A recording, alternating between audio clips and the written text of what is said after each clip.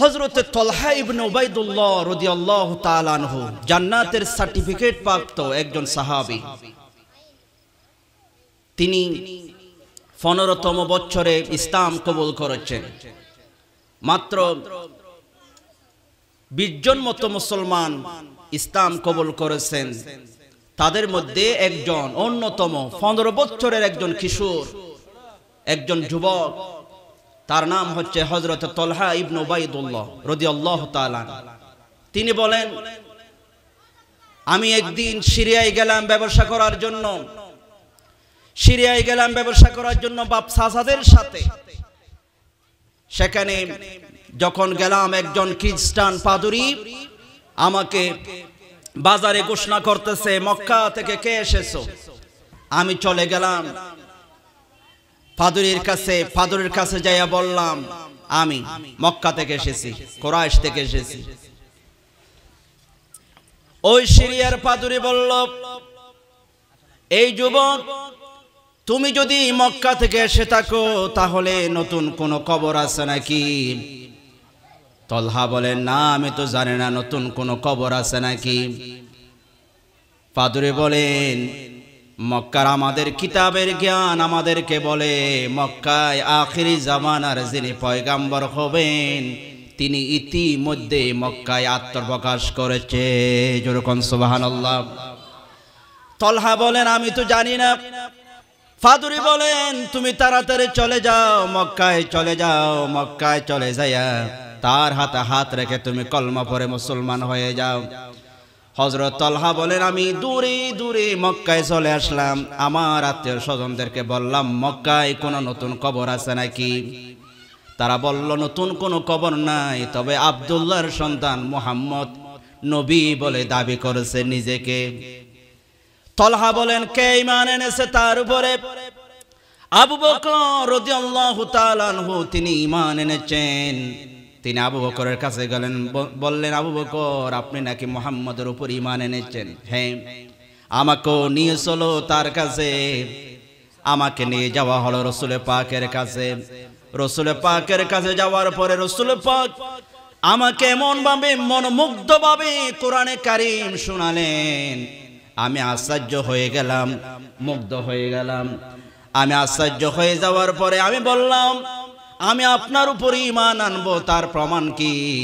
রাসূল পাক বলেন, তলহা রে, তুমি যখন সিরিয়ায় ব্যবসা করতে গিয়েছিলা তখন একজন পাদরী যে নবীর কথা বলেছিল আমি হলাম সেই নবী। সুবহানাল্লাহ। তলহা বলেন, আমার বুঝতে আর বাকি নাই, আপনি শেষ নবী, আমার বুঝতে কোনো আর বাকি নাই, হাত দেন। হযরত তলহা বলেন, আমি 15 বছর বয়সে, কিশোর বয়সে রাসূল পাকের হাতে হাত রেখে কলমা পড়ে মুসলমান হয়ে গেছি। তিনি জান্নাতের সার্টিফিকেট প্রাপ্ত একজন সাহাবী।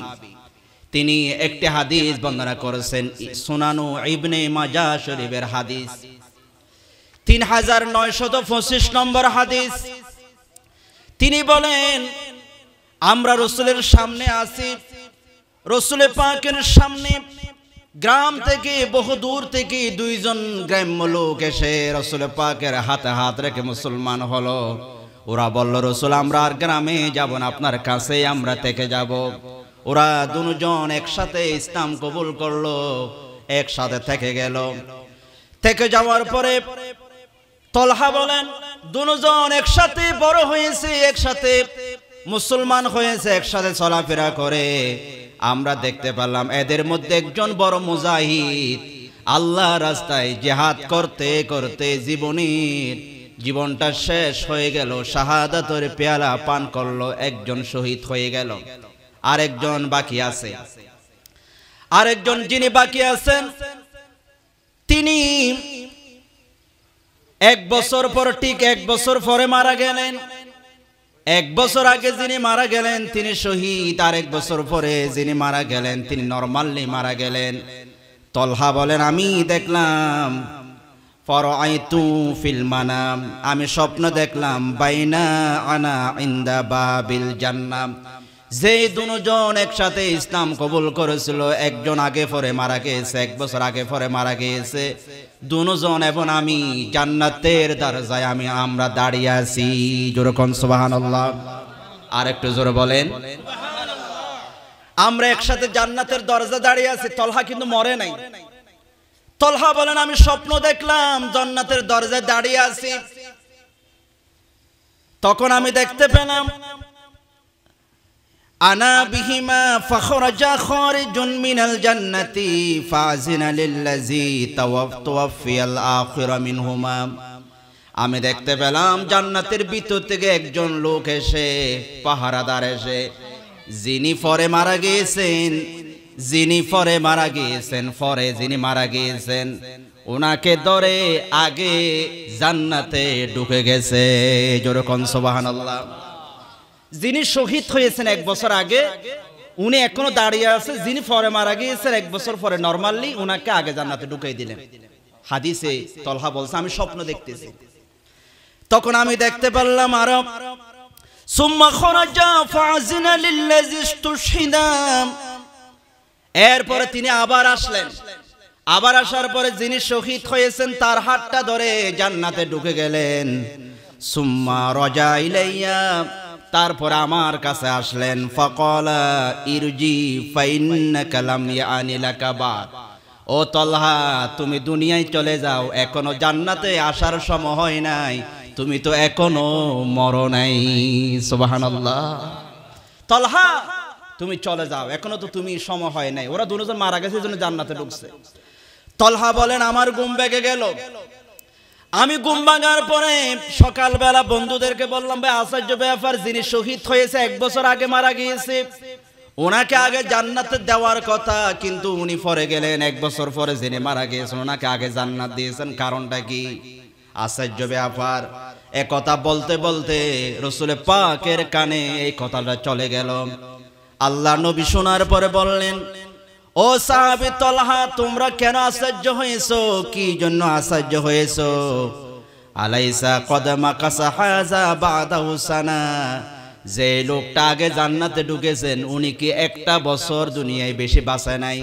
সবাই বলল কলু বালা, হ্যাঁ রাসূল, উনি তো 1 বছর দুনিয়ায় বেঁচে ছিলেন বেশি। তখন রাসূল পাক বলেন ক্বালা আদরাকা রমাদানা ফাসামাহু ওয়া সাল্লা কাযা ওয়া কাযা মিন সিজদাতিন ফিস সানা। ও সাহাবারা শুনে রাখো, যিনি 1 বছর পরে মারা গিয়েছেন উনি একটি রোজা বেশি পেয়েছেন, নামাজ 1 বছর বেশি পড়েছেন, রোজা বেশি রেখেছেন, তাহাজ্জুদ পড়েছেন, কোরআন বেশি পড়েছেন।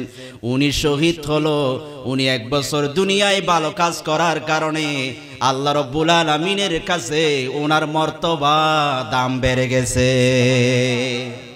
এই জন্য আপনারা যারা রোজা ফেলেন, আমরা যারা রোজা ফেলাম, খুশি হওয়ার দরকার আছে না নাই?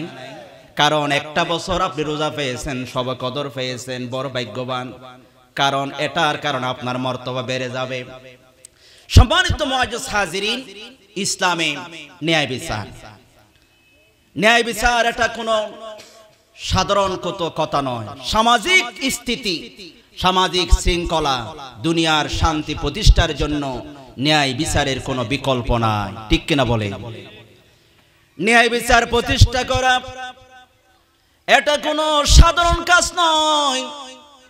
আল্লাহ রাব্বুল আলামিন বলেন, আমি যত যুগে যুগে নবীদেরকে প্রেরণ করেছি, প্রত্যেকের মিশন ছিল, প্রত্যেককে আমি আদেশ করেছি তারা যেন সমাজের মধ্যে, মানুষের মধ্যে ইনসাফ কায়েম করে, ন্যায় বিচার করে। আল্লাহ রাব্বুল আলামিন সূরা হাদীদের 25 নম্বর আয়াতে বলেন, লাকাদ আরসালনা রুসুলানা বিল বাইনাত ওয়া আনজালনা মাআহুমুল কিতাবা ওয়াল মিজান লিয়াকুমান নাসু বিল কিসত। জোরে বলেন আল্লাহু আকবার।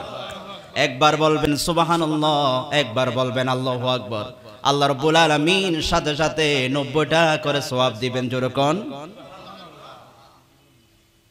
আল্লাহ পাক বলছেন, লাকাদ আরসালনা রুসুলানা, আমি যত যুগে যুগে নবীদেরকে প্রেরণ করেছি, বিল বাইয়িনাত প্রমাণ সহকারে ওয়ানজালনা মাহুমুল কিতাবা ওয়াল মিজান আমি আল্লাহ রাব্বুল আলামিন প্রত্যেক নবীদেরকে কিতাব দিয়েছি মিজান দিয়েছি দাড়ি পাল্লা মানে মাফার ওজন মাফার যন্ত্র এটার অর্থ হলো ইনসাফ দিয়েছি ন্যায় বিচার করার জন্য আদেশ করেছি আমি তাদেরকে বলছি তারা যেন ইনসাফ করে ন্যায় বিচার করে লিয়াকুমান নাসু বিল কিসত কিতাব দেওয়ার মিজান দেওয়ার এটার উদ্দেশ্য হলো তারা যেন মানুষের মাঝে ন্যায় বিচার প্রতিষ্ঠা করতে পারে ইনসাফ করা ন্যায় বিচার করা এটা কি কোনো সাধারণ মানুষের কাজ নাকি নবীদেরও কাজ জোরে বলেন নবীদের এটা নবীদেরকে আল্লাহ বলেছেন আমি পাঠিয়েছি তাদের যারা ইনসাফ করে আমার মুসলমান ভাইয়েরা নবীজির ন্যায় বিচার আল্লাহ রাব্বুল আলামিন নবীজিকে বলছেন ও নবী সূরা শুরা 15 নম্বর আয়াত ও নবী আপনি ওয়াকুল আমানতু বিমা আনজালাল্লাহু মিন কিতাব ওয়া উমিরতু লিআদিলা বাইনাকুম ও নবী আপনি বলে দিন আমানতু আমি ঈমান এনেছি বিমা আনজালাল্লাহু মিন কিতাব কিতাবের মধ্যে আল্লাহ পাক যা কিছু নাজিল করেছেন কোরআনের প্রতি আমি ঈমান এনেছি ওয়া উমিরতু আমি আদিষ্ট হয়েছি লিআদিলা বাইনাকুম তোমাদের মাঝে ইনসাফ করার জন্য আমি আল্লাহর পক্ষ থেকে আদেশ পেয়েছি সুবহানাল্লাহ নবীজিকে আমাদের মাঝে ইনসাফ করার জন্য যিনি আদেশ করেছেন তিনি কে আরো জোরে বলেন তিনি কে আল্লাহ আল্লাহ বলছেন নবী আমি আদেশ করেছি আপনি ইনসাফ করবেন সমাজে ন্যায় বিচার করবেন ইনসাফ প্রতিষ্ঠা করবেন আমার নবীজির পুরা জীবনটা ইনসাফ দিয়ে ভরা ন্যায় বিচার দিয়ে ভরা কেমন করে ন্যায় বিচার করেছেন নবীজি আমার মাত্র 6 দিন বয়স শিশুকাল খালিমাতুস সাদিয়া আম্মা জান খালিমাতুস সাদিয়া বলেন আমি যখন শিশু মুহাম্মদকে কোলে নিলাম এতিম মুহাম্মদ আমি যখন তাকে কোলে নিলাম আমি দুর্বল মানুষ দুধের মধ্যে তেমন দুধ নাই আমি তাকে কোলে নিতে দেরি হলো না আমার শরীরে শক্তি আসলো আমার দুধের মধ্যে আল্লাহ পাক দুধ দিলেন সুবহানাল্লাহ আমি যে উটের উপরে আরোহণ করে এসেছিলাম আমি আমার স্বামী দুজন দুর্বল হাঁটতে পারে না খুবই দুর্বল সবার পিছনে হেঁটে হেঁটে হেঁটে এসেছে মক্কায় আমি যখন শিশু মুহাম্মদ এতিম মুহাম্মদকে যখন আমি কোলে নিলাম তখন আমি উটের উপরে আরোহণ করতে দেরি আমার উটটা সবল হতে দেরি হয় নাই আমি যখন তাকে দুধ খাওয়াচ্ছি তখন শিশু মুহাম্মদ শুধু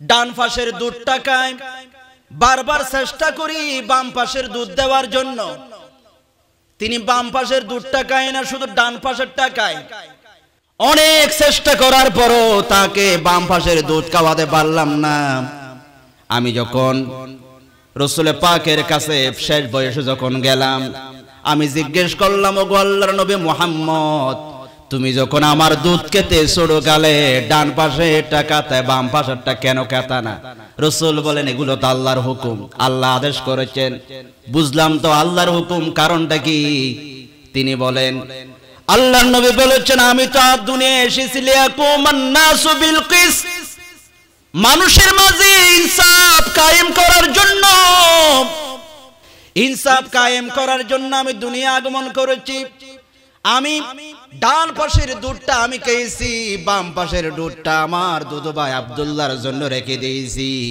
আমি যদি আমার বাম পাশের দুধটা খেয়ে ফেলতাম আমার ভাইয়ের হক মারা হয়ে যেত আমার ইনসাফ হতো না আমি দুনিয়ায় এসেছি ইনসাফ কায়েম করার জন্য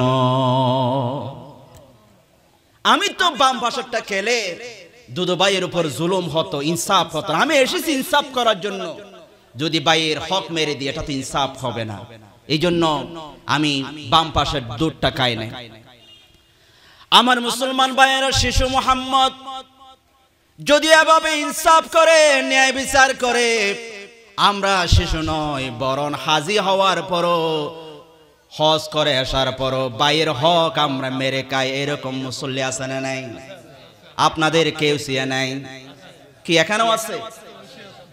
ভাইয়ের হক মেরে খাওয়া যা আপনি আশেক দাবি করেন, নবীর প্রেমিক দাবি করেন, নবী তো ভাইয়ের হক মেরে খায় নাই। আপনিও যদি ইনসাফ করতে পারেন, নবীর আশেক দাবি করেন, ভাইয়ের হক মেরে খাওয়া যাবে না, মানুষের প্রতি আপনাকে ইনসাফ করা লাগবে, ঠিক কিনা? ইনসাফ করতে হবে। রাসূল পাক দুনিয়ায় এসেছেন ইনসাফ কায়েম করার জন্য। রাসূল পাক ইনসাফ কায়েম করেছেন, রাসূল পাকের আদর্শ ইনসাফ, ন্যায় বিচার প্রতিষ্ঠায়। রাসূল পাকের কাছে বিচার আসলো, কুরাইশ বংশের সম্ভ্রান্ত মহিলা ফাতেমা চুরি করেছে। আল্লাহর নবীর কাছে যখন বিচার আসলো, কুরাইশ বংশের সম্ভ্রান্ত মহিলা ফাতেমা চুরি করেছে, আল্লাহর নবী কোরআনে কারীমের আয়াতটা সবাইকে শুনাইয়া দিলেন, আস-সারিকু ওয়াস-সারিকাতু ফাকতাউ আইদিয়াহুমা জাযাআম বিমা কাসাবা নাকালাম মিনাল্লাহ। যদি চোর আর চোরনি যদি চুরি করে, আল্লাহর কোরআনের বিধান হলো তাদের হাতটা কেটে দিতে হবে। যিনি বলেছেন তিনি কে? আর আস্তে বলবেন না, জোরে বলেন তিনি কে? হাত কেটে দিতে হবে। আল্লাহর নবী বিধান কায়েম করলেন, রায় লিখলেন, ফাতেমা চুরি করেছে, তার হাতটা কেটে দিতে হবে। রায় কার্যকর হবে। সাহাবায়ে কেরামরা কানাঘুষা করতেছেন, সম্ভ্রান্ত পরিবারের মহিলা, তার হাত যদি কেটে দেওয়া হয় মান সম্মান তো সব চলে যাবে, কুরাইশ বংশের মান সম্মান চলে যাবে। একটু রায়টা অন্যদিকে করা যায় না? কেউ বলার সাহস পাচ্ছে না। উসামা ইবনে যায়েদ, রাসূল পাকের বড় প্রিয় সাহাবী, যায়েদের সন্তান উসামা খুব ভালোবাসতেন।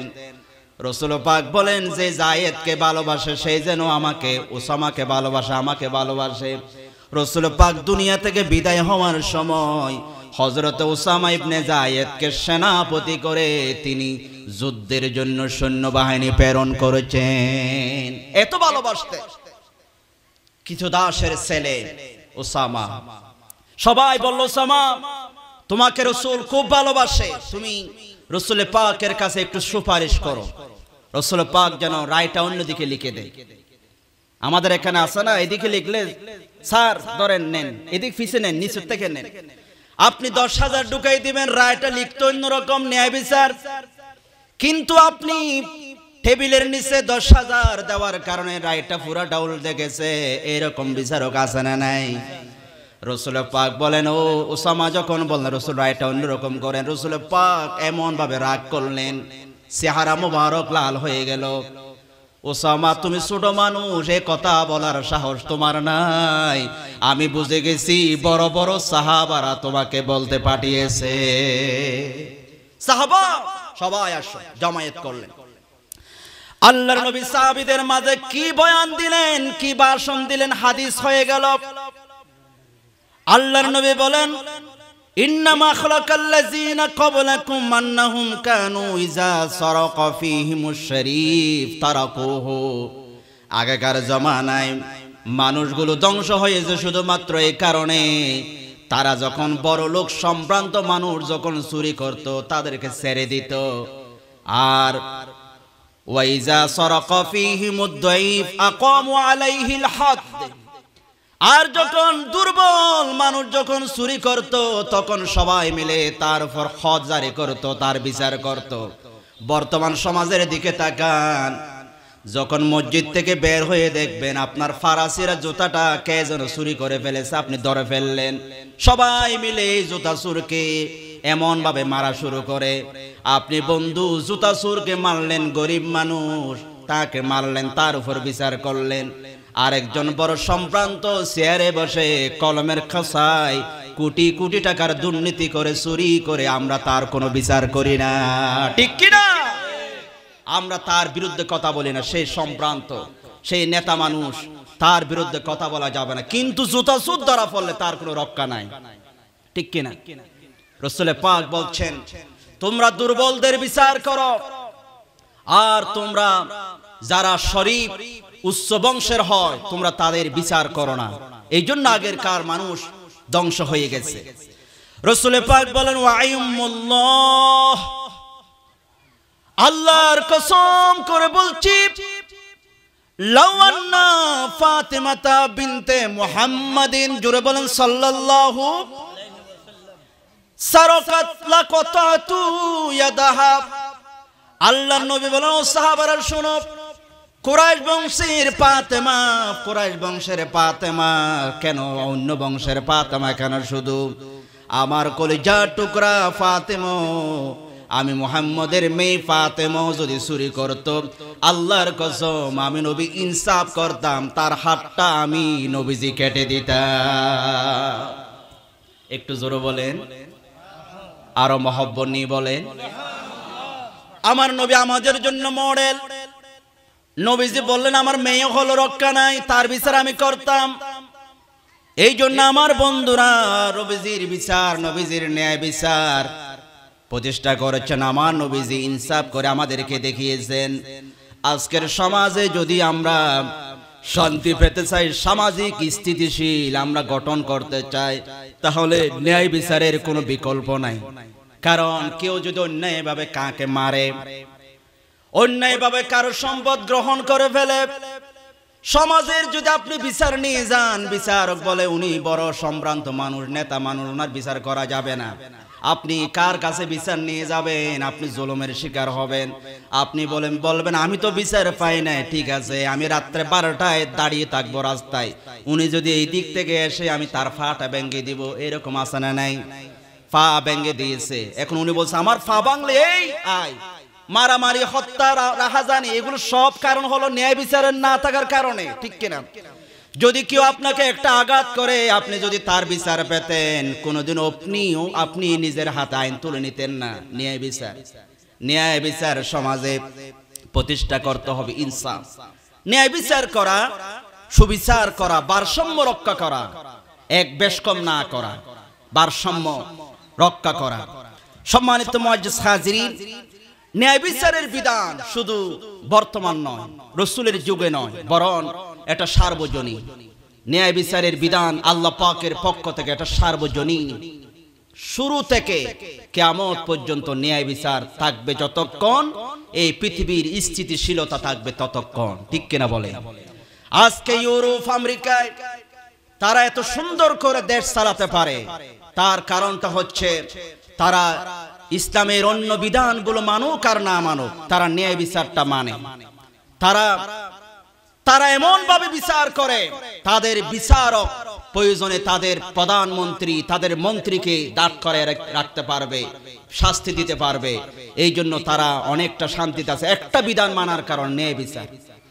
আজকে বন্ধু, আমরা যদি আমাদের পরিবার থেকে শুরু করে সমাজ, রাষ্ট্র, প্রতি সেক্টরে যদি আমরা ন্যায় বিচার প্রতিষ্ঠা করতে পারি, তাহলে আমার এই সোনার বাংলাকে যিনি শান্তি দিয়ে বড় দেবেন তিনি কে? ন্যায় বিচার। এটা সার্বজনীন এক বিধান, এটা এখন নয়, কিয়ামতের পৃথিবীর শুরু থেকে ন্যায় বিচার ছিল। সম্মানিত মুআজ্জিজ হাজিরিন, কোরআনে কারীম আমাদেরকে প্রমাণ দেয়, হযরত দাউদ আলাইহিস সালাতু ওয়াস সালাম ন্যায় বিচার প্রতিষ্ঠা করার জন্য আল্লাহ পাক দাউদকে পর্যন্ত হুকুম করেছেন, এবং এদিক ওদিক হয়েছে তাকে দমক দিয়েছেন, তুমি এটা ঠিক করো নাই, ন্যায় বিচার করো। দাউদকে বলছেন আল্লাহ রাব্বুল আলামিন কোরআনে কারীমের সূরা সাদ 26 নম্বর আয়াতে বলেন, ইয়া দাউদ ইন্না জাআলনাকা খলিফাতান ফিল আরদ ফাহকুম বাইনান নাসি বিল হক। জোরে বলেন আল্লাহু আকবার। আল্লাহ পাক বলছেন, হে দাউদ, আমি তোমাকে এই পৃথিবীতে তোমাকে আমি প্রেরণ করেছি খলিফা হিসাবে, খলিফা প্রতিনিধি হিসাবে আমি প্রেরণ করেছি তোমাকে। আমি পৃথিবীতে খলিফা হিসেবে প্রেরণ করেছি। খলিফা মানে প্রতিনিধি। এখন আপনারা বলবেন, হুজুর আপনি বললেন খলিফা, বললেন দাউদকে আল্লাহ খলিফা বানালেন, কিন্তু আমরা খলিফা বলতে বুঝি যারা ঈদের সময় আমাদের কাপড় সিলাইয়েছে, ঠিক কিনা? আপনারা যারা কাপড় ছিলে তাদেরকে কি বলেন? তো দাউদ খলিফা, আবু বকর খলিফা, উনিও খলিফা, এখানে পার্থক্যটা কি? তাফসীরে এসেছে এখানে একটা মিল রয়েছে। খলিফা যেমন আল্লাহর হুকুমের বাইরে এদিক ওদিক করতে পারবে না, আবু বকর যেমন আল্লাহ এবং রসুলের বাইরে এদিক ওদিক করতে পারবে না, যেমন করেছেন সেরকম করে দেশ পরিচালনা করেছেন, এই জন্য তার নাম খলিফা। তো এই যে সামনের খলিফা, ওনার নামও খলিফা কেন হলো? কারণটা হলো আপনাকে যখন কাপড় দিবেন আপনি একটা মাপ দিবেন, ওনার কোনো ক্ষমতা নাই আপনার মাপের এদিক ওদিক করা, যদি করে তাকে জরিমানা দিতে হবে, ঠিক কিনা? এই জন্য ওনাকে খলিফা বলা হয়, কারণ উনি আপনার মাপের অনুযায়ী কাজ করতে হবে। আপনার গলার 23 এই 23 দিতে হবে, এখানে মনে করেন 30 দিতে হবে। এখানে যদি বেশি দেয় আপনি বলবেন তোর টাকাও পাবি না, তোর বিরুদ্ধে বিচার হবে, তুই কেন আমার মাপের বিরুদ্ধে বেশি দিলি? এই জন্য তাকে খলিফা বলা হয়। খলিফা হচ্ছে আল্লাহ এবং রসুলের পক্ষ থেকে বিধানগুলো যথাযথভাবে, বেশ কম নয়, যথাযথভাবে যিনি বাস্তবায়ন করেন তার নাম হচ্ছে খলিফা। হযরত দাউদ আলাইহিস সালামকে আল্লাহ পাক খলিফা বললেন, আমি তোমাকে খলিফা করে প্রেরণ করেছি। উদ্দেশ্য হচ্ছে তুমি ফাহকুম বাইনান নাসি বিল হক, তুমি মানুষের মাঝে হক ইনসাফ কায়েম করবে, ন্যায় বিচার করবে। আমার মুসলমান ভাইয়েরা, হযরত আবু হুরায়রা রাদিয়াল্লাহু তাআলা আনহু থেকে হাদিস বর্ণিত, তিনি বলেন রাসূলুল্লাহ সাল্লাল্লাহু আলাইহি ওয়াসাল্লাম হাদিস বর্ণনা করেছেন, দুইজন মহিলার একই রকম বাচ্চা। এটা হাদিসে এসেছে, হাদিস নম্বর বুখারী শরীফের 6759 নম্বর হাদিস, 6769 বুখারী শরীফের এই হাদিসে এসেছে। এই দুইজন লোক দাউদ আলাইহিস সালামের সময় দুইজন মহিলার একই রকম বাচ্চা ছিল, একই বয়সের বাচ্চা ছিল, দেখতো একই রকম। তারা কোথাও সফরে গিয়েছে, প্রতিমধ্যে একটা বাঘ এসে একজন মহিলার ছেলে খেয়ে ফেলেছে অথবা নিয়ে গেছে, আরেকটা আছে। এখন দুনো মহিলা বলতেছে এই ছেলেটা আমার, উনিও বলতেছে এই ছেলেটা আমার, দুজন এই ছেলে নিয়ে কারাকারি। তোমার ছেলে বাঘে নিয়ে গেছে, উনি বলছেন না তোমার ছেলে নিয়ে গেছে, দুটোটা দেখতে একই রকম। দাউদ আলাইহিস সালামের কাছে বিচার নিয়ে চলে গেল। দাউদ আলাইহিস সালাম বিচার করলেন, যিনি বড় মহিলা, বয়স্ক মহিলা, দাউদ আলাইহিস সালাম মনে করলেন উনি বয়স্ক মহিলা, হয়তো মিথ্যা বলবে না, যা এই ছেলেটা বয়স্ক মহিলার, ওনাকে দিয়ে দিলাম। ছোট মহিলা যিনি, কম বয়সের মহিলা যিনি, তিনি কেঁদে কেঁদে যখন বেরিয়ে যাচ্ছেন, শিশু হযরতে সুলাইমান আলাইহিস সালাতু ওয়াস সালাম আছেন, খেলতেছেন। সুলাইমান ডাক দিলেন, ওগো মহিলা কাঁদতেছে কেন, কি জন্য এসেছিলে তোমরা? কেঁদে কেঁদে ছোট মহিলা বলতেছে, আমাদের দুইটা ছেলে ছিল, একটা বাঘে নিয়ে গেছে এবং আরেকটা যেটা সেটা দাউদ আলাইহিস সালাম ওই বড় মহিলাকে দিয়ে দিয়েছে, এই জন্য আমি কাঁদতেছি। সুলাইমান আলাইহিস সালাম শিশু মানুষ, খেলাধুলা করতেছে। তিনি বলেন সুলাইমান আলাইহিস সালাম শিশু হলো, তিনি কেমন প্রাজ্ঞ ছিলেন? তাফসীরে এসেছে, বিভিন্ন তাফসীরে এসেছে, হযরত সুলাইমান আলাইহিস সালাম 13 বছর বয়সে তিনি রাজত্ব করেছেন, বাদশা হয়েছেন। 13 বছর বয়সে 40 বছর রাজত্ব করেছেন। এই 40 বছরের মধ্যে তিনি বাইতুল মুকাদ্দাস বানিয়েছেন জিনদের দ্বারা। 53 বছর বয়সে তিনি দুনিয়া থেকে বিদায় হয়ে গেছেন। এই 40 বছর বয়সে তিনি পুরা পৃথিবী শাসন করেছেন। ইমানদার দুইজন যারা দুনিয়া শাসন করেছেন, একজন হলো হযরত সুলাইমান, সুবহানাল্লাহ। পুরো পৃথিবী তিনি শাসন করেছেন এবং তার হুকুমে মেঘমালা, বাতাস, পশু পাখি সবকিছু তার অধীনে ছিল। বাইতুল মুকাদ্দাস তিনি বানিয়েছেন জিনদের দিয়ে। তিনি এভাবে দাঁড়িয়ে আছেন, জিনরা ওনাকে এত ভয় করতেন, উনি ওনার ভয়ে জিনরা বানিয়ে ফেলেছেন। বাইতুল মুকাদ্দাস বানানো হয়েছে ঈমানদার জন্য, নামাজ পড়ার জন্য, আল্লাহর ঘর। আজকে সেই বাইতুল মুকাদ্দাসের ইহুদিরা জবরদখল করে রেখেছে, মুসলমানদেরকে ঠিকমতো নামাজ পড়তে দেয় না, ঠিক কি না? বাইতুল মুকাদ্দাস হচ্ছে মুসলমানদের কলিজার টুকরা। আজকের সেই ফিলিস্তিনের গাজার মুসলমানরা কত কষ্ট করে দিন যাপন করে, আমরা রোজা রেখেছি কত খাওয়া দাওয়া করে, কিন্তু তারা পানিও পায় নাই। শিশুগুলো পানি পর্যন্ত পায় নাই, গাজার শিশুগুলো, ঠিক কিনা? খাবার পায় না। এবং তথ্য পত্রিকা রিপোর্ট করেছে 2024 সালে নতুন করে ভর্তি হওয়ার মতো, নতুন করে ক্লাসে যাবে, লেখাপড়া করবে, এরকম কোন শিশু গাজায় নাই। সবাইকে পাখির মতো হত্যা করা হয়েছে। আজকে তারা যখন মুসলমানদের পক্ষে ইরান যখন গর্জে উঠে হামলা করেছে গত একদিন আগে, সারা বিশ্ব সেটার প্রতিবাদ করেছে, ইরানের বিরুদ্ধে কথা বলেছে। আজকে বছরের পর বছর 70 বছর ধরে ফিলিস্তিনকে তারা জবরদখল করে রেখেছে, এটা নিয়ে কোনো কথা নাই, ঠিক কিনা বলে? আজ ফিলিস্তিনের জন্য স্বাধীনতা বড়ই কাম্য। আমার মুসলমান ভাইয়েরা, সুলাইমান আলাইহিস সালাম বলছেন, ও মহিলা দাঁড়াও, আমার বাবা এরকম বিচার করেছে, বড়টাকে ছেলেটাকে দিয়ে দিয়েছে, এরকম বিচার করেছে। না না, আমি যদি বিচার করতাম ছেলেটাকে কেটে 2 টুকরা করে আমি দুজনকে দিয়ে দিতাম, এটা আমার বিচার। হযরত দাউদ আলাইহিস সালাম শুনলেন, সুলাইমান কি বললা? আমি বিচার করেছি, তুমি আমার উপর কথা বলো? আব্বু, আমি যদি বিচার করতাম এরকম করতাম। হযরত সুলাইমান আলাইহিস সালাম বললেন, এই জল্লাদ একটা ছুরি নিয়ে আসো। বাবা, বিচার ঠিক মতো হয় না, আমি বিচার করে দিই, একটা ছুরি নিয়ে আসো, রাখো, এই ছেলেটাকে 2 টুকরা করে ফেলবা, 2 জনকে দিয়ে দেবে, এটা হচ্ছে আমার বিচার। ছোট মহিলা যিনি কাঁদতেছেন তিনি বলছেন, ওগো শিশু সুলাইমান, টুকরা করার দরকার নাই, ওনাকে দিয়ে দাও, অসুবিধা না, আমার কোনো দাবি নাই। সুলাইমান বুঝতে পারলেন যে মহিলা দাবি ছেড়ে দিয়েছে উনি হলো আসল মা। এরকম সুবহানাল্লাহ। কারণ মা কোনদিন সন্তান বিপদে পড়ুক, সন্তান মারা যাক, সন্তান কষ্টে পড়ুক, মা কোনদিন এটা বরদাস্ত করতে পারে না। যখন তখন সুলাইমান সিদ্ধান্ত নিলেন, যাও যাই ছেলেটা বড় মহিলার না ছোট মহিলার কাছে। দাউদ আলাইহিস সালাম আবার যখন বিচারটা শুনতে পেলেন, তিনি বলেন, সুলাইমান তুমি যে বিচার করেছো এটা সুন্দর বিচার করেছো, আমি মেনে নিলাম। সুবহানাল্লাহ। হযরত সুলাইমান দাউদ আলাইহিস সালামের বিচার করেছেন এই শিশু সুলাইমান, অনেকাংশে এগুলো ঠিক করে দিয়েছেন। কোরআনে কারিমে সূরা আম্বিয়ার 78 নম্বর আয়াতে একটা ঘটনা এসেছে। আল্লাহ রাব্বুল আলামিন বলেন, ওয়া দাউদ ওয়া সুলাইমান ইয ইয়াহকুমানি ফিল হারস ইয নাফাশাত ফীহি গনামুল কওম।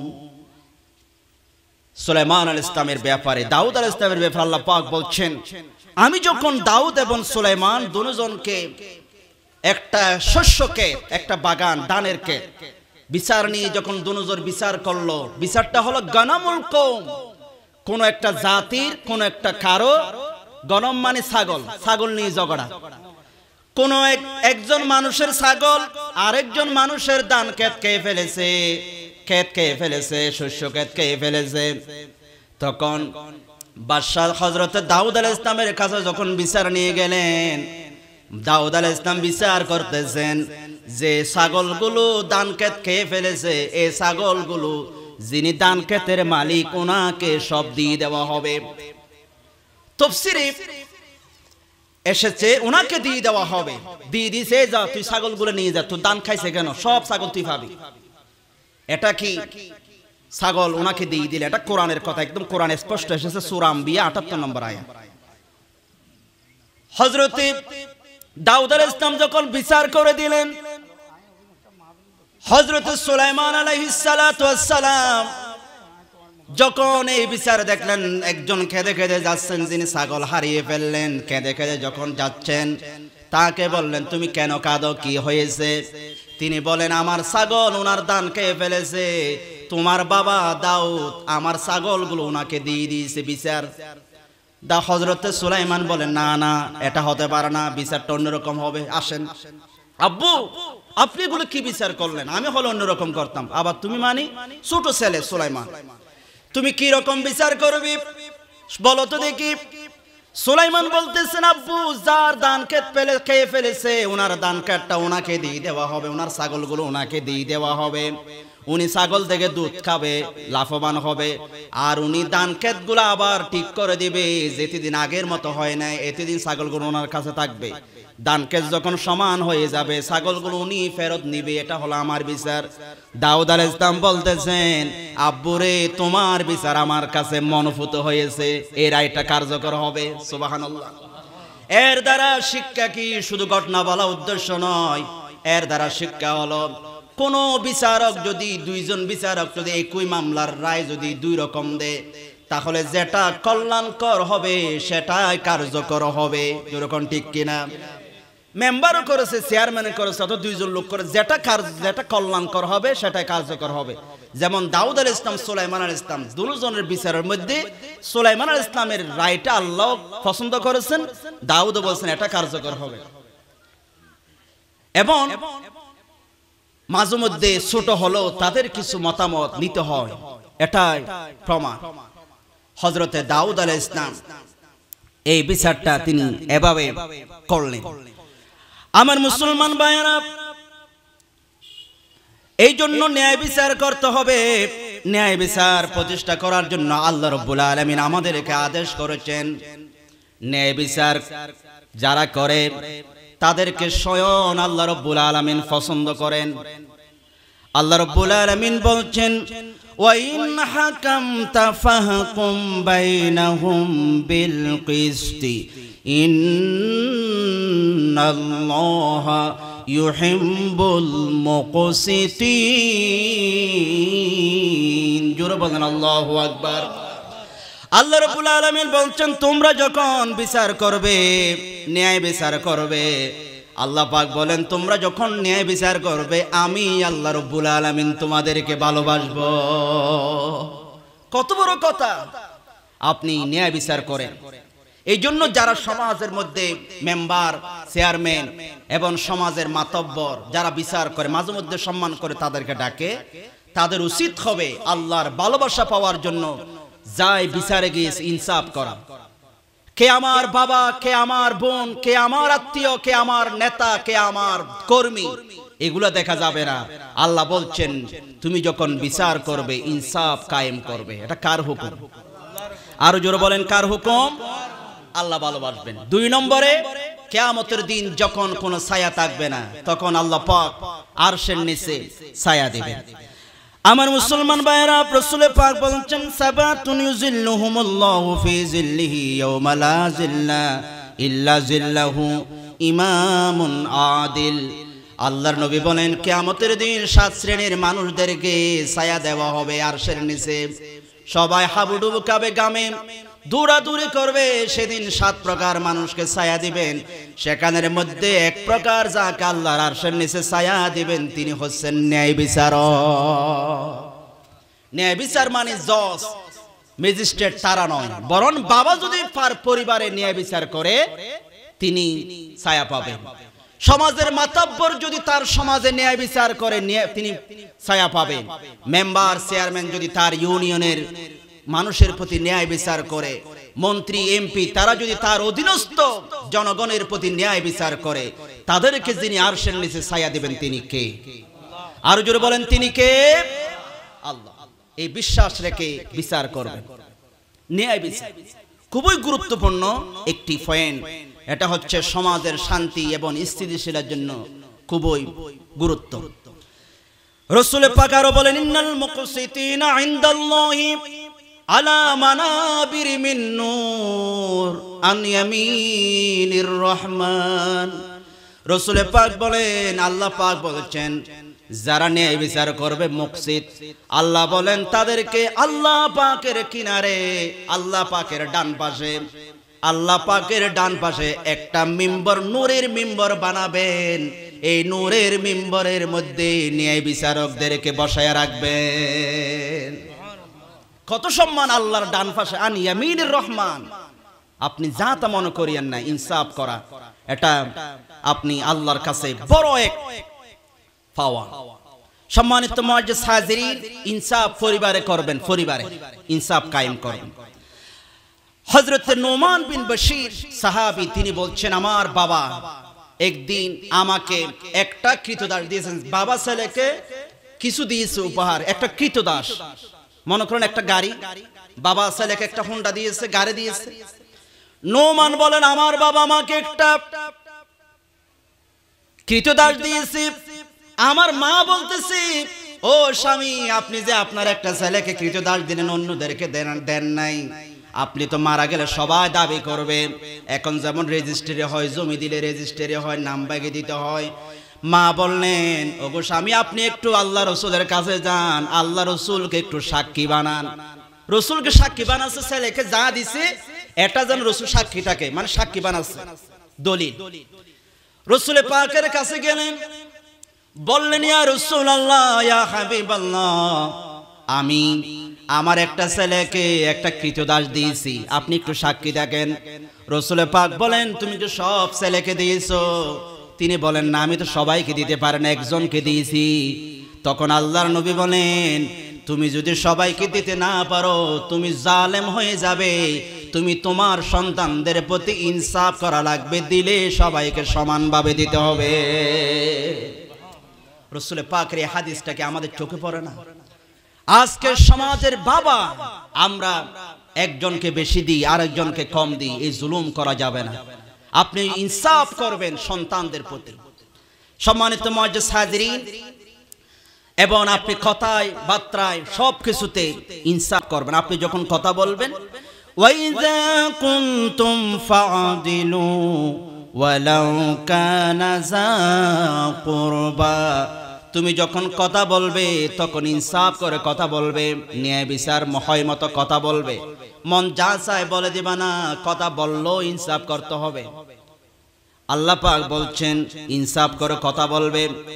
এবং স্ত্রীদের প্রতি আপনি ইনসাফ করবেন, স্ত্রীদের প্রতি আপনি ন্যায় বিচার করবেন, এতিমদের প্রতি আপনি ন্যায় বিচার করবেন। এতিমের সম্পদ, আপনার ভাই মারা গেছে, আপনার আন্ডারে আছে ভাইয়ের সম্পদ, এটা মেরে দেওয়া যাবে না। এতিমের সম্পদ, এতিমদের প্রতি ন্যায় বিচার করতে যিনি বলেছেন তিনি কে? আল্লাহ। রাসূল বলছেন এতিমের সম্পদ খাওয়া মানে আগুন খাওয়া। রাসূল পাক ছিলেন এতিমের পক্ষে। রাসূল বললেন, আমি নিজে এতিম, আমি এতিমের পক্ষে। এতিমকে যারা দেখাশোনা করবে, তিনি এবং আমি কিয়ামতের দিন এভাবে একসাথে থাকবো। সুবহানাল্লাহ। আমার মুসলমান ভাইয়েরা, আপনি যদি দুনিয়ায় ইনসাফ করেন, দুনিয়ায় যদি ন্যায় বিচার প্রতিষ্ঠা করেন, দুনিয়ায় যদি ইনসাফ কায়েম করতে পারেন, তাহলে কি হবে? ইনসাফ যদি কায়েম করেন, তাহলে আপনি দুনিয়ার মধ্যে আপনি নিরাপত্তা পাবেন। আপনি যদি নিজে ইনসাফ কায়েম করেন, আপনার সম্পদ, আপনার পরিবার, সব কিছুতে আপনি নিরাপত্তা পাবেন, আপনি নিরাপদ থাকবেন ইনসাফ যদি কায়েম করেন। একটা হাদিস আপনাদেরকে শোনাতে চাই, বুখারী শরীফের 3472 নম্বর হাদিস, মুসলিম শরীফের 4594 নম্বর হাদিস। একটা হাদিস হযরত আবু হুরায়রা রাদিয়াল্লাহু তাআলা আনহু হাদিসটা বর্ণনা করেছেন। ক্বালা ইশতারা রাজুলুন মিন রাজুলিন আকারা, এক ব্যক্তি অন্য ব্যক্তি থেকে একটা জমি কিনলো। আপনারা যেমন কিনেন 1 ঘন্টা 2 ঘন্টা জমি একজন অপরজন থেকে কিনেন, আগো বেচা কিনা হতো। ইশতারা কিনলো, একজন মানুষ আর একজন মানুষের কাছ থেকে একটা জমি কিনলো। জোরে বলেন, কি কিনলো? কথা বুঝতেছেন? একটা জমি কিনলো, জমি যার কাছে বিক্রি করলো, ফাওয়াজাদাল্লাযী ইশতারাল আকারা ফি ইকারিহি জাররাতান ফিহা যাহাবুন। রাসূল পাক বর্ণনা করতেছেন, আবু হুরায়রা হাদিস বর্ণনা করছেন, যার কাছে জমিটা বিক্রি করলো, উনি যখন এই জমির মধ্যে যখন গড় করতে গেলেন, কোড়াকুড়ি করলেন, তখন তিনি একটা কলসি ফেলেন। এই কলসির মধ্যে স্বর্ণ দিয়ে ভরা। যেরকম সুবহানাল্লাহ। কলসির মধ্যে কি আছে? স্বর্ণ। জাহাবুন, জাহাবুন মানে স্বর্ণ। যারা বিদেশ গেছে ওরা বুঝে ফেলেছে। স্বর্ণ, ফিহা জাহাবুন, সেখানে রয়েছে স্বর্ণ। স্বর্ণর একটা ডেকসি। আপনারা মাঝে মধ্যে মুরব্বিরে বলতেন স্বর্ণ ডেক পাইছে, উনি একটা স্বর্ণ ডেক পাইছে আর কি। তখন তিনি কি করলেন? ফাকালা লাহুল্লাযী ইশতারাল আকারা, তিনি এই স্বর্ণের ডেকটা নিয়ে যার কাছ থেকে তিনি জমিটা বিক্রি করেছেন তার কাছে চলে গেলেন। তার কাছে চলে যাওয়ার পরে, খুয যাহাবাকা ইন্নামা আশতারাইতু মিনকাল আরদা ওয়া লাম আশতারাজ যাহাবা, আমার মুসলমান ভাইয়েরা, উনি যার কাছ থেকে কিনেছেন তার কাছে যাইয়া বলতেছেন, আমি তোমার কাছ থেকে জমি কিনেছি, তোমার কাছ থেকে আমি স্বর্ণের ডেক কিনে নাই, বাই বাই ধরো, এই স্বর্ণের ডেকের মালিক আমি নই, এই স্বর্ণের ডেকটা তুমি নিয়ে নাও। দেখেন কেমন ভালো, এরকম এখন জমানায় মানুষ আছে নাকি? উনি বলছে, ভাই আমি তোমার থেকে জমি কিনেছি, স্বর্ণ ডেক তো কিনে নাই, ভাই ধরো, খুশ ধরো, তোমার স্বর্ণের ডেক তুমি নিও, আমি স্বর্ণ ডেক কিনে নেই, নাও। এখন যার স্বর্ণ, যার জমি, তিনি বলতেছেন, ওয়া ক্বালাল্লাযী লাহুল আরদু ইন্নামা বিতুকাল আরদু ওয়া মা ফিহা। তিনি বলতেছেন, ভাই আমি তোমাকে জমিটা বিক্রি করে দিয়েছি। জমি বিক্রি করার অর্থ হলো জমির মধ্যে যা আছে সব তোমার, এই স্বর্ণ ডেকের মালিক আমি নই, এই স্বর্ণ ডেক তোমার। ঠেলাঠেলি, ওরা ঠেলাঠেলি করতেছে না নেওয়ার জন্য। আমরা যদি হই, ভাই দে, এরকম আছে না নাই? ভাই তোমার স্বর্ণ, এটা আমার না, তুমি জমির মা, তোমাকে বিক্রি করেছে, এটা তোমার। উনি বলছে, ভাই আমি তো জমিন কিনেছি, এটা তোমার, নিয়ে নাও।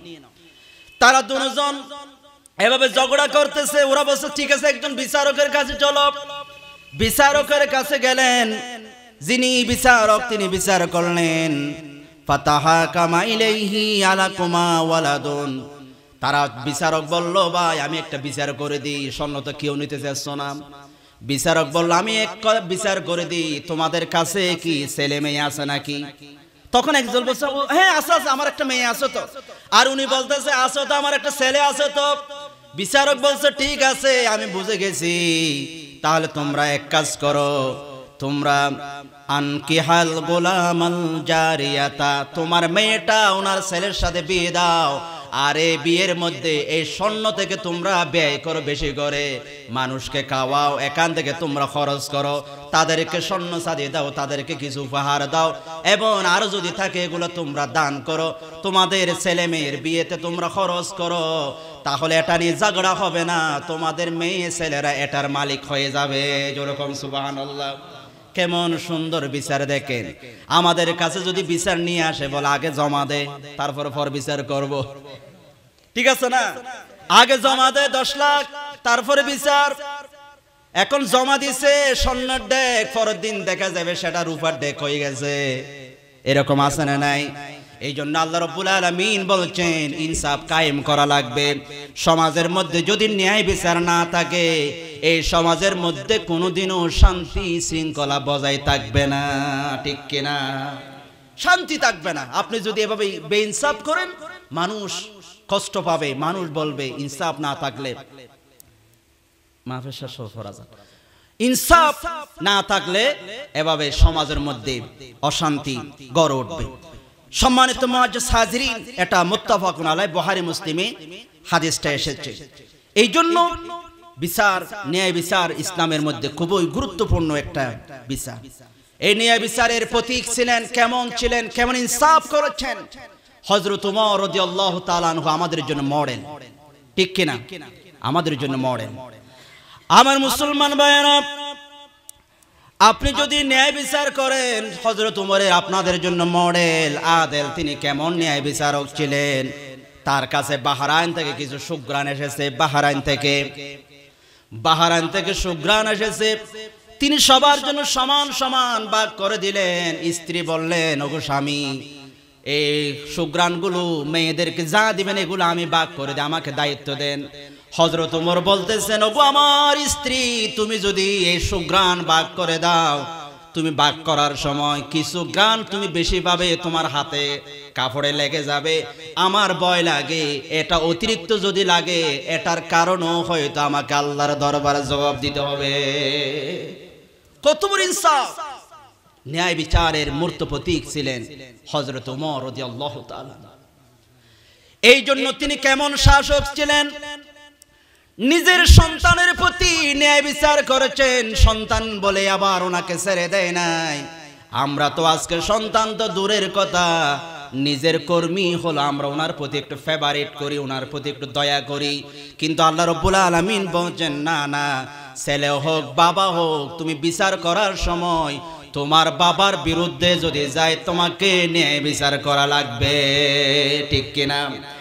আল্লাহ তাআলা বলেন, ইয়া আইয়ুহাল্লাযীনা আমানু কুনু কাওয়ামিনা বিল কিসতি শুহাদাআ লিল্লাহি ওয়ালাউ আলা আনফুসিকুম আবিল ওয়ালিদাইনি ওয়াল আকরাবিন। জোরে বলেন আল্লাহু আকবার। আপনারা বলেছেন হুজুর আপনি যে বাপের বিরুদ্ধে ন্যায় বিচার করতে বলেছেন এটা আমার কথা নয়, এটা কোরআনের কথা। আল্লাহ রাব্বুল আলামিন সূরা নিসার 135 নম্বর আয়াতে বলেন তুমি যদি ওই ইমানদার তুমি ন্যায় বিচার করো, ন্যায় বিচার করতে যদি আবিল ওয়ালিদাইন আলা আনফুসিহিম, প্রথম বলছেন নিজের বিরুদ্ধে যায়, এক নম্বর নিজের বিরুদ্ধে, নিজের বিরুদ্ধে যদি ন্যায় বিচার করতে গিয়ে নিজের বিরুদ্ধে যায়, আবিল ওয়ালিদাইন বা বাপের বিরুদ্ধে যদি যায়, ওয়াল আকরাবিন নিকট আত্মীয়র বিরুদ্ধে যায়, আল্লাহ বলবেন ওই ইমানদাররা তারপর তোমাদেরকে ইনসাফ কায়েম করতে হবে। দেখেন নিজের বিরুদ্ধে, এটা জাতে কথা না, নিজের বিরুদ্ধে বিচার করা। নিজে কিছু টাকা পাবে কেউ, বিচার বসেছে, তো নিজের বিচার নিজে করেন, যদি ন্যায় বিচার করেন আপনি দিয়ে দিবেন, এটা ন্যায় বিচার। এমনকি শুধু তাই নয়, কোন কারো প্রতি বিদ্বেষ আছে না, বিদ্বেষ কারো প্রতি ঝগড়া আছে, ওনার সাথে ঝগড়া আছে, যখন বিচার নিয়ে আসছে তোকে আমি দেখাবো, তোর বিরুদ্ধে আমি রায় দেব, তোর সাথে আমার ঝগড়া আছে, ওই জায়গায় নেই ঝগড়া। আল্লাহ রাব্বুল আলামিন বলছেন না না, ওয়ালা ইয়াজরিমান্নাকুম শানানু কওমিন আলা আল্লা তা'দিলু ই'দিলু হুয়া আকরাবু লিত্তাকওয়া। আল্লাহ পাক বলছেন হঠাৎ করে ন্যায় বিচার করতে গিয়ে কারো প্রতি বিদ্বেষ পোষত, কারো প্রতি তুমি জুলুম করবা না, এটা অমুসলিম হোক মুসলিম হোক, তোমার শত্রু হোক, প্রয়োজনে তোমার দলের লোক হোক অথবা তোমার দলের বাহিরের লোক হোক, তুমি যদি বিচার করতে বসো তুমি অন্যায়ভাবে কারো প্রতি জুলুম করতে পারো না, ঠিক কিনা? এই আয়াতগুলো কি আপনারা বুঝতেছেন? স্পষ্ট, এখানে কোনো ধরনের ভেজাল আছে? জোরে বলেন। আপনার কারো প্রতি বিদ্বেষ পোষণ, আমরা বিদ্বেষ পোষণ করি কাদের প্রতি? তুই তো আমার দল করে আমাকে ভোট দিস নাই, যা তোকে আমি তোর বিরুদ্ধে রায় দেব, এটা বিদ্বেষ, এটা করা যাবে না। হযরত ওমর রাদিয়াল্লাহু তাআলা ন্যায় বিচার করেছেন, নিজের সন্তান মদ পান করেছে, তিনি নিজের সন্তানের প্রতি বিচার করতে পিছু হটে না। এই জন্য রোম পারস্য থেকে যখন গোয়েন্দা আসলেন আমিরুল মুমিনিন হযরত ওমরকে দেখার জন্য, আমিরুল মুমিনিনের বাদশা রাজপ্রাসাদ কোথায়? মুসলমান বলে আমাদের তো কোনো বাদশা নাই, তিনি কোথায়? ওই যে মরুভূমি তো হারিয়ে ফেলেছে, ওটা তালাশ করতেছে।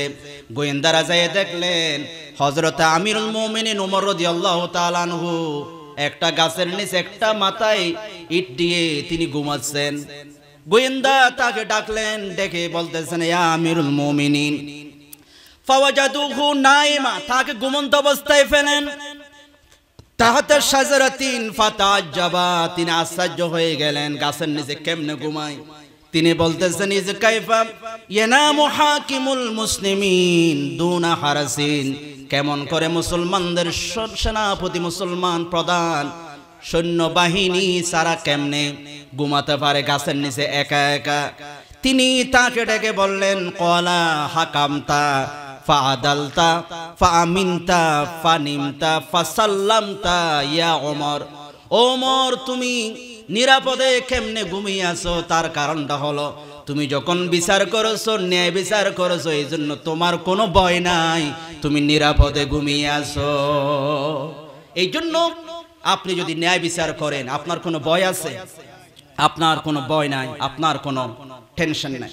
এই জন্য হযরত ওমর রাদিয়াল্লাহু তাআলা আনহু, হযরত ওমর রাদিয়াল্লাহু তাআলা আনহু তিনি কেমন ছিলেন? কবি নজরুল ক্লাস 10 এ কবিতাটা, উমর ফারুক একটা কবিতা আছে, সেখানে তিনি বলছেন আজ বুঝি কেন বলিয়াছিলেন শেষ পয়গম্বর, মোর পরে যদি নবী হতো কেউ হতো এক ওমর। অর্ধ পৃথিবী করেছে শাসন দুলুই তক্তে বসি, খেজুর পাতার প্রাসাদ তোমার বারে বারে গেছে কষি। অর্ধ পৃথিবী আঙ্গুলের খেলায় ঠেলায় ঘুরেছে, কিন্তু তিনি ন্যায় বিচার থেকে পিছু হটেন। সম্মানিত মুআজ্জিজ হাজিরিন, ন্যায় বিচার প্রতিষ্ঠা করতে হবে। ন্যায় বিচারের আল্লাহর দরবারে ন্যায় বিচারের মান, ন্যায় বিচার তারা যারা আল্লাহর দরবারে ন্যায় বিচার যারা, তাদের মর্তবা কত আমি বলেছি। তারা আরশের নিচে ছায়া পাবে এবং আল্লাহর ডান পাশে তারা একটা মিম্বর পাবে। এছাড়া রাসূলুল্লাহ সাল্লাল্লাহু আলাইহি ওয়াসাল্লাম বলেছেন বিচারক তিন প্রকার। জোরে বলেন বিচারক কয় প্রকার? আল কুদাতু সালাসাতুন, এক ওয়াহিদুন ফিল জান্নাহ ওয়া ইসনানি ফিন নার, একজন জান্নাতে যাবে আর দুই বিচারক জাহান্নামে যাবে। একদল জান্নাতে যাবে তিনি ফাম্মাল্লাযী ফিল জান্নাতি ফারজুলুন আরাফাল হাক্কা ফাকাদা বিহি, যিনি সুন্দর করে তদন্ত করে সাক্ষ্য প্রমাণের ভিত্তিতে ন্যায় বিচার করেছে, ন্যায় রায় দিয়েছে, তিনি জান্নাতে যাবেন। আর একজন ওয়ারাজুলুন আরাফাল হাক্কা, সত্যটা জানে কিন্তু ফাজারা ফিল হুকুমি ফাহুয়া ফিন্নার, সত্য জানে কে দোষী কে নির্দোষ জানে, কিন্তু উনি বিদ্বেষবশত আরেকজনের বিরুদ্ধে রায় দিয়েছে, উনি জাহান্নামে ফিন্নার। এবং আরেকজন সত্য জানে না, গবেষণা করে নাই, চিন্তা করে সাক্ষ্য প্রমাণ নেয় নাই, একটা আন্দাজে রায় লিখে দিয়েছে, তিনিও যাবেন জাহান্নামে। এটা রাসূল পাক বলেছেন। সম্মানিত মুআজ্জিজ হাজিরিন, আবু দাউদ শরীফ, তিরমিজি শরীফের 1322 নম্বর হাদিস। এই জন্য আমরা এক নম্বর বিচারক করব, আমি আমার পরিবারে ন্যায় বিচার করব, আমি আমার সমাজে ন্যায় বিচার করব, সন্তানদের প্রতি ন্যায় বিচার করব, আমার স্ত্রীর প্রতি ন্যায় বিচার করব, আমার ছাত্রদের প্রতি আমি ন্যায় বিচার করব, আমি সমাজে ন্যায় বিচার করব, রাষ্ট্রে আমি ন্যায় বিচার করব। তাহলে সমাজটাকে যিনি শান্তি দিয়ে ভরে দেবেন তিনি কে? আল্লাহ। সম্মানিত মুআজ্জিজ হাজিরিন, ইসলামে ন্যায় বিচার একটি গুরুত্বপূর্ণ বিষয়। এই ন্যায় বিচার থেকে পিছু হটা যাবে না। এই জন্য বিভিন্ন দেশে তারা ন্যায় বিচার করে। আমেরিকার এক বিচারকের ঘটনা পড়েছি, তিনি বিচার করলেন, এক চুরি করেছে, তার বিরুদ্ধে রায় নিলেন 50 দিরহাম দিতে হবে। তিনি বিচার করার পরে নিজে 20 দিরহাম দিয়েছেন, তোমরা দাও।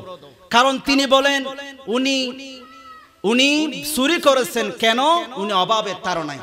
তো আমরা যারা ক্ষমতায় আছি, যারা প্রশাসক, আমাদের দায়িত্ব হলো তাদের খাদ্য পৌঁছে দেওয়া। আমরা যে দিতে পারি না, এটা আমাদের ব্যর্থতা। এই জন্য ওনাদের জরিমানা আমাদেরকে দিতে হবে। ঠিক কিনা বলেন? ইনসাফ করতে হবে। ইনসাফ যদি সমাজে থাকে, সমাজ শান্তি হবে।